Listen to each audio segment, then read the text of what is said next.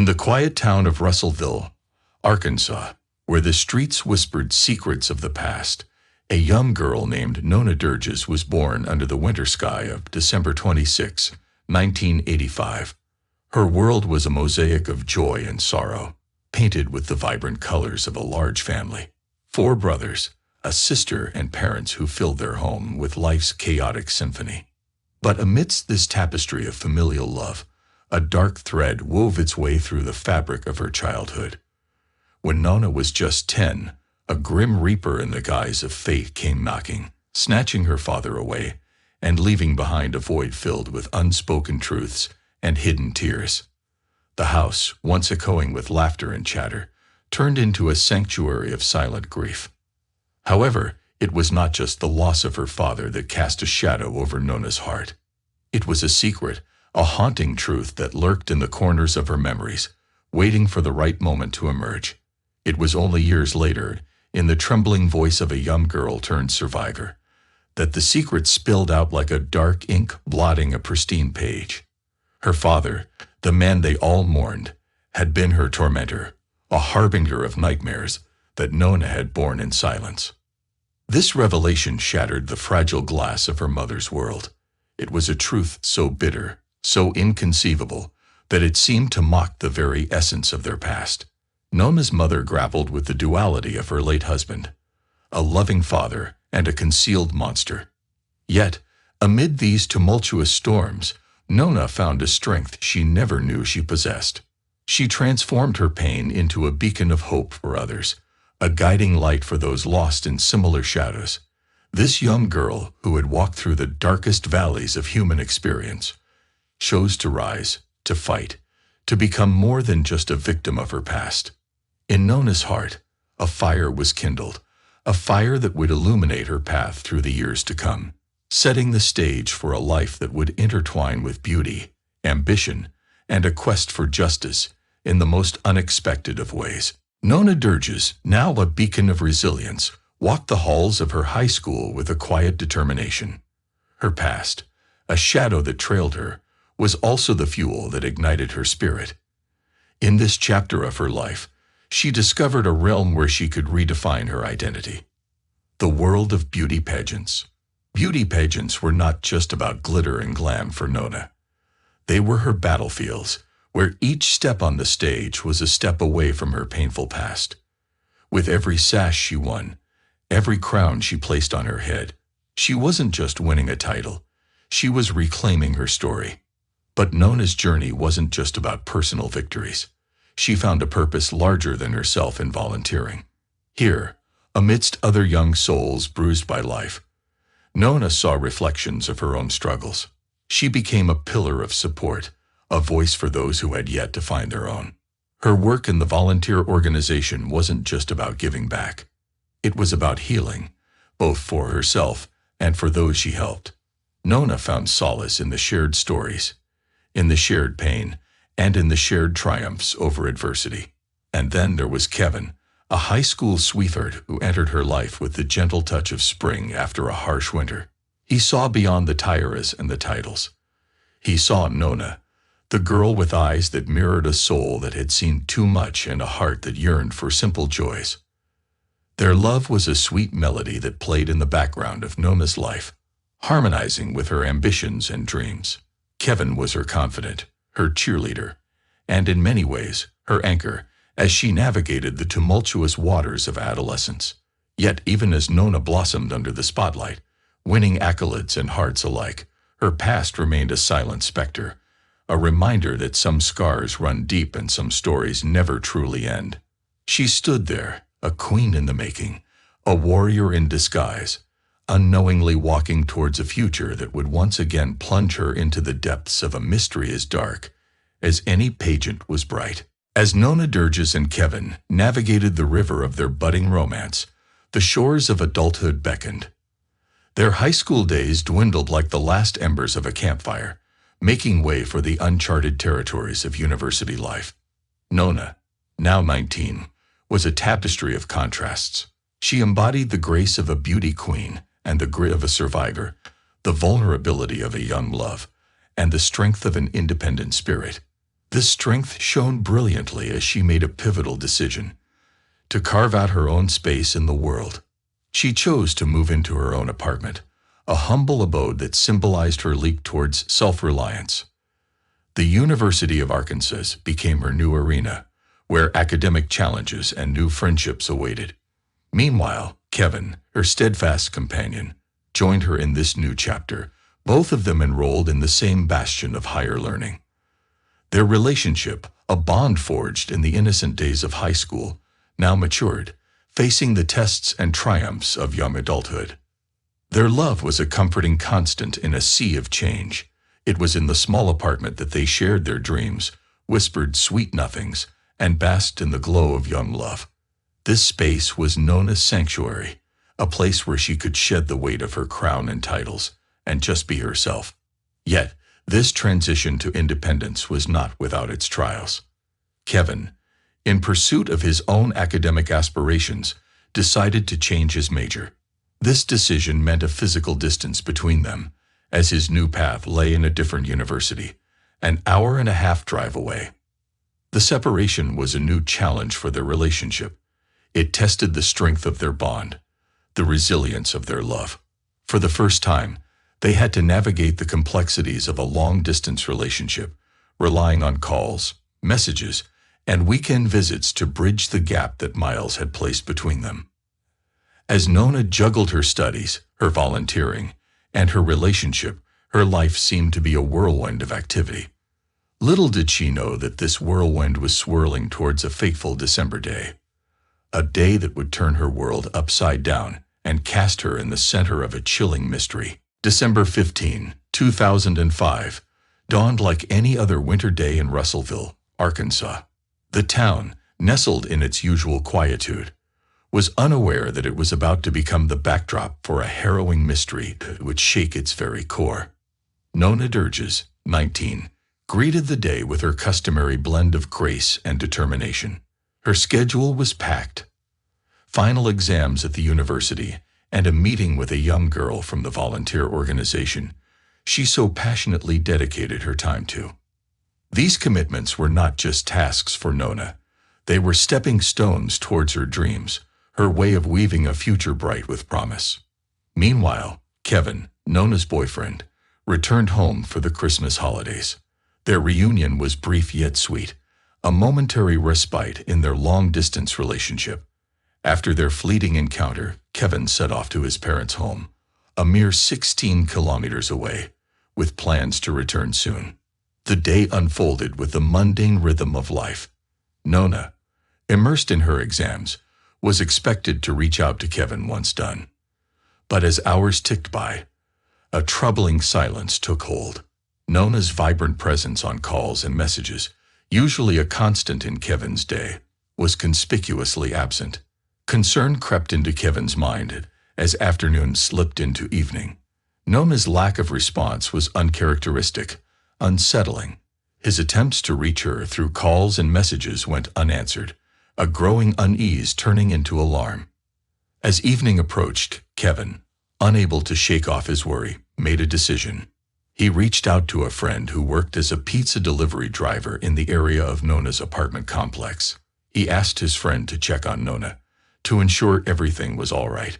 The friend complied, arriving at the apartment to find Nona's car parked outside and lights glowing within. But his knocks went unanswered, the silence behind the door feeding the growing worry. Kevin, now gripped by a sense of foreboding, decided to take matters into his own hands. He informed his mother of his fears and drove back to Nona's apartment, his mind racing with every possible scenario. Upon his arrival, Kevin, his friend, and his mother were met with continued silence. The door remained unyielding, the unanswered knocks echoing in the chill of the evening air. In a desperate move, they attempted to open the door, but to no avail. It was then that Kevin remembered the sliding glass doors at the back of the apartment. Nona, meticulous about her safety, always secured these doors with a removable grid when home alone. But on that fateful evening, the grid was missing, and the doors, to Kevin's mounting horror, were unlocked. Stepping into the apartment, a sense of dread enveloped them. The scene that awaited them was a grotesque departure from the warm, inviting space Nona had created. It was a scene that would etch itself into their memories forever, marking the beginning of a chilling mystery that would haunt Russellville for years to come. The tranquility of Nona's apartment was shattered by a sight that would haunt those who witnessed it for a lifetime. In the dim light, a harrowing scene unfolded. Nona lay lifeless, her body a tragic canvas on the bedroom floor. She was face down, in a pool of blood, a stark contrast to the vibrant life she once embodied. The stillness of the room was broken by Kevin's anguished cries as he rushed to Nona, hope and despair warring within him. In a desperate, futile attempt, he tried to revive her, his hands painting him with the tragic evidence of her untimely demise. As the grim reality set in, Kevin's mother, amidst her own shock, made the urgent call to the police. The arrival of the investigators marked the beginning of a probe that would soon be mired in controversy and inefficiency. The crime scene, which should have been a wellspring of clues, was compromised by the hasty and unprofessional handling by the police. Crucial evidence was overlooked, and potential leads were lost in the chaos that followed. The investigators' tunnel vision was soon apparent. Their focus narrowed on Kevin, the grieving boyfriend, now a suspect in their eyes. Their suspicion was fueled by the bloodstains on Kevin, a consequence of his desperate attempt to help Nona. To the investigators, it painted a picture of guilt, overshadowing the possibility of his innocence. The lack of forced entry further implicated Kevin, who, among a few, had a key to the apartment. In the ensuing hours, the police pieced together a narrative that increasingly pointed to Kevin. His presence at the scene, the blood on his clothes, and his emotional behavior were all construed as signs of a crime of passion. The initial examination of the scene revealed a gruesome detail. Nona had been bludgeoned with a heavy object, possibly a lamp found lying nearby. Her phone lay discarded, its battery removed, a detail that seemed sinister in its implications. As the night deepened, so did the mystery surrounding Nona's death. The investigation, clouded by bias and haste, began to spin a story that seemed to fit the pieces together. But it was a story woven with flawed threads, one that failed to capture the complexity and the truth of what had transpired in that apartment. In the heart of Russellville, a tragedy had unfolded, a life had been extinguished, and the seeds of a wrongful accusation had been sown. The town, once a haven of quiet lives and simple truths, was now the stage for a drama that would ripple through its streets for years to come. The aftermath of Nona's tragic demise saw Kevin, once a figure of young love and shared dreams, ensnared in a web of suspicion. The Russellville police, grappling with a case that shook the town's calm, fixated on Kevin as their prime suspect. As the investigation progressed, the evidence against Kevin seemed circumstantial at best. The police, however, were driven by a narrative they had hastily constructed, one where love had turned fatal. Kevin's presence at the scene, the blood that marked him as he tried to revive Nona, and his emotional turmoil were interpreted as guilty behavior. March 2006 marked a turning point. Despite the lack of concrete evidence, the authorities, under the weight of public pressure and the need for closure, arrested Kevin. The charge was the murder of Nona Dergues, the girl he had loved, the girl whose life had intertwined with his in the most profound ways. Kevin's arrest sent ripples of shock through Russellville. Friends and acquaintances struggled to reconcile the young man they knew with the heinous crime he was accused of. The narrative of a jilted lover turned killer was sensational, but to many it felt disjointed, a forced piece in the puzzle of Nona's death. The media frenzy that followed painted Kevin in the darkest hues, feeding the town's hunger for answers and justice. It was a portrayal that overshadowed the Kevin who mourned Nona, the Kevin who had dreamed of a future with her. Inside the confines of the police station, Kevin found himself in a relentless tide of interrogation. The detectives, armed with their theories and biases, pushed for a confession. They presented the blood on his clothes, his emotional response, and his supposed motives as irrefutable evidence of his guilt. But Kevin held to his truth, a truth that spoke of innocence, of a love tragically cut short, not of a love turned to murder. His assertions, however, seemed to fall on deaf ears as the detectives wove their case against him, a case built on suspicion rather than solid proof. The flawed investigation, riddled with missed opportunities and premature conclusions, had found its narrative. And in this narrative, Kevin was the villain, the boy who had loved too fiercely, too fatally. It was a story that resonated with the public, a story that seemed to bring closure to the tragedy of Nona's death. But beneath the surface of this hastily drawn conclusion lay a multitude of unanswered questions, clues overlooked, and a truth that remained shrouded in the shadows of bias and haste. The real story of what happened in Nona's apartment, the story of who had taken her life so brutally, was yet to be unraveled. As the wheels of justice began to turn in Russellville, the courtroom became a battleground where the fate of Kevin, accused of Nona's murder, would be decided. July 2007 marked the opening of a trial that held the town's bated breath. The courtroom was a theater of tension and anticipation.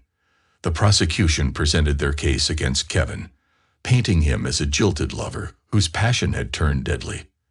They leaned heavily on the circumstantial evidence, the bloodstains, the absence of forced entry, and Kevin's behavior on the night of the tragedy. However, as the trial progressed, the fragility of the case against Kevin began to surface. The evidence, which at first glance seemed damning, started to crumble under scrutiny. The blood on Kevin was explained by his desperate attempt to revive Nona, a natural response to finding a loved one in such a state.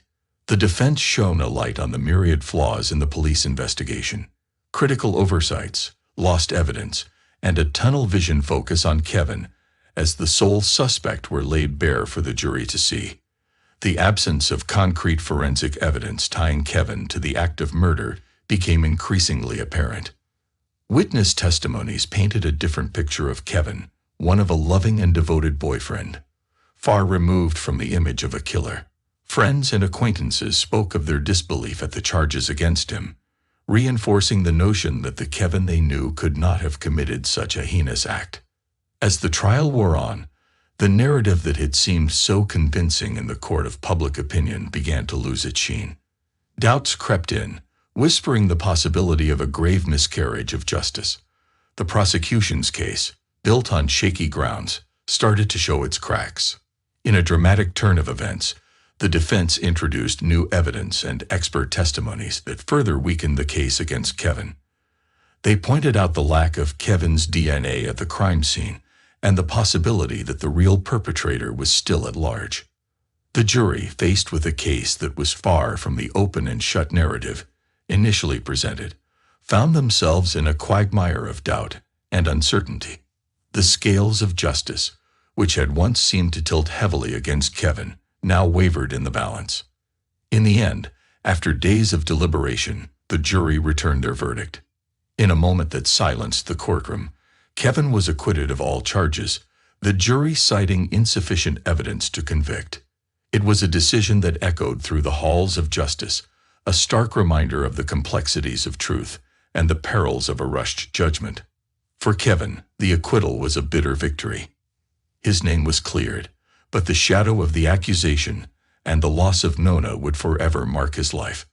And for Russellville, the mystery of who had taken Nona's life remained unsolved, a haunting question that lingered in the minds of all who had followed the tragic tale. The acquittal of Kevin left the town of Russellville in a state of suspended disbelief. The question that now hung heavily in the air was, if not Kevin, then who? The mystery of Nona Dergues' murder remained an open wound, a narrative without an ending. In September 2007, a twist in the tale emerged, steering the narrative in an unforeseen direction. Gary Dunn, a man who had lived in the same apartment complex as Nona, was arrested for an unrelated crime. This arrest would inadvertently shine a light on overlooked aspects of Nona's case. Dunn, a figure previously on the periphery of the investigation, had a history marked by violence. His proximity to Nona and his criminal background suddenly cast him in a suspicious light, a potential piece of the puzzle that had been missed. The police, now facing criticism for their handling of the case, revisited the evidence with Dunn as a new focus.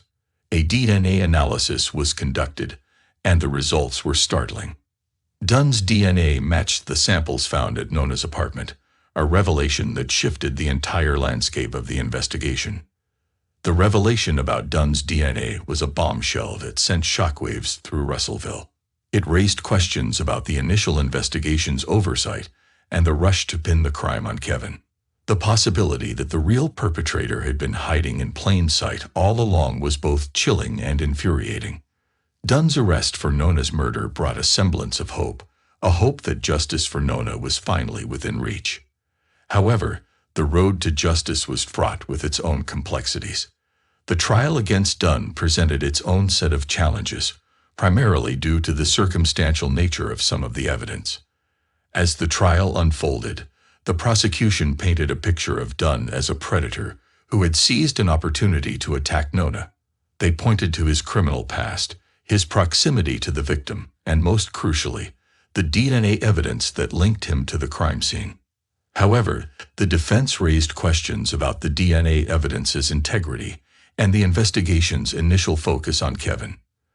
They argued that the evidence against Dunn was not as conclusive as the prosecution claimed, introducing doubt into the minds of the jurors. The trial against Gary Dunn became a contentious battle, a clash between a newfound suspect and lingering doubts.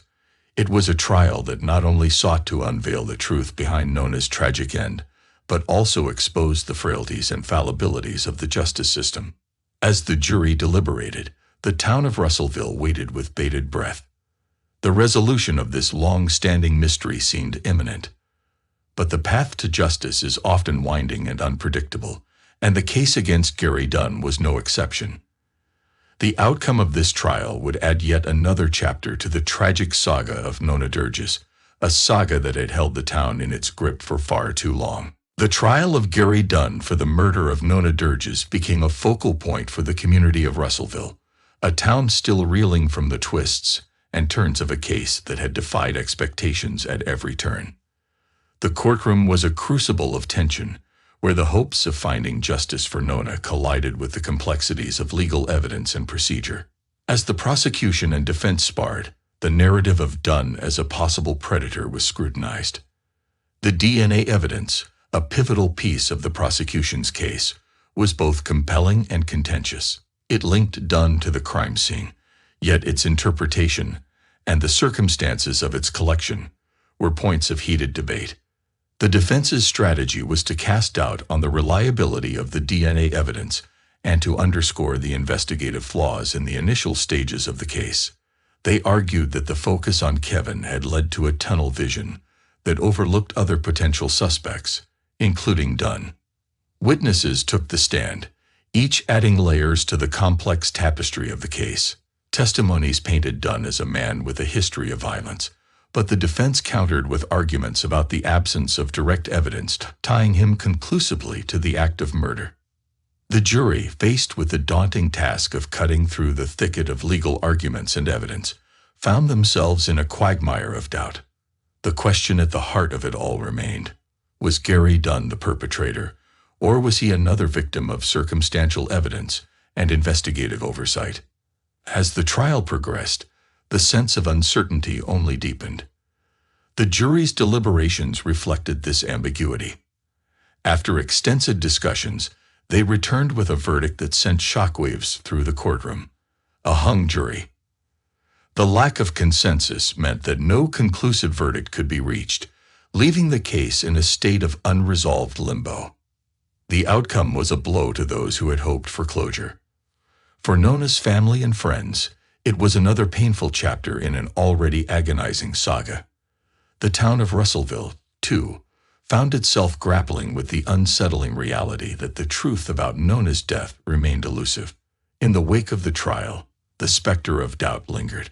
Questions about the efficacy of the justice system and the challenges of proving guilt beyond a reasonable doubt became topics of fervent discussion. The case against Gary Dunn, riddled with complexities and controversies, added yet another layer of mystery to the tragic story of Nona Dergues. As the gavel fell on this inconclusive chapter, the shadow of Nona's untimely death continued to loom over Russellville. The quest for justice had stumbled yet again, and the search for the truth about what happened to Nona on that fateful December night remained an open, aching question. When the jury trial of Gary Dunn reached a deadlock, the town of Russellville found itself in a state of unsettling uncertainty. The search for justice for Nona Dergues, a path marked by twists and turns, seemed to have reached a dead end, leaving the community and her grief-stricken family with unresolved pain. The echoes of the trial echoed through the city streets, coffee houses, and quiet living rooms. Conversations abounded with theories and conjecture, but the fact remained that Nona's murder remained an unsolved mystery, a wound on the city's collective consciousness. In this atmosphere of lingering uncertainty, Kevin, once unjustly accused, appeared not as a defeated hero, but as a beacon of resilience. The ordeal awakened in him a new purpose. He delved into the study of law, driven by a desire to understand the system that had once trapped him and to prevent similar miscarriages of justice in the future. Meanwhile, Gary Dunn found himself under the microscope. Because of the unresolved trial, he found himself in a kind of limbo, not convicted, but not exonerated in the eyes of the public either. The shadow of suspicion continued to haunt him, reminding him of the unresolved issues of the case. Time passed, but the case of Nona Dergues did not want to recede into the background. It remained a vivid reminder of the complexities of the criminal justice system, of how difficult it is to find the truth among the tangle of evidence and versions.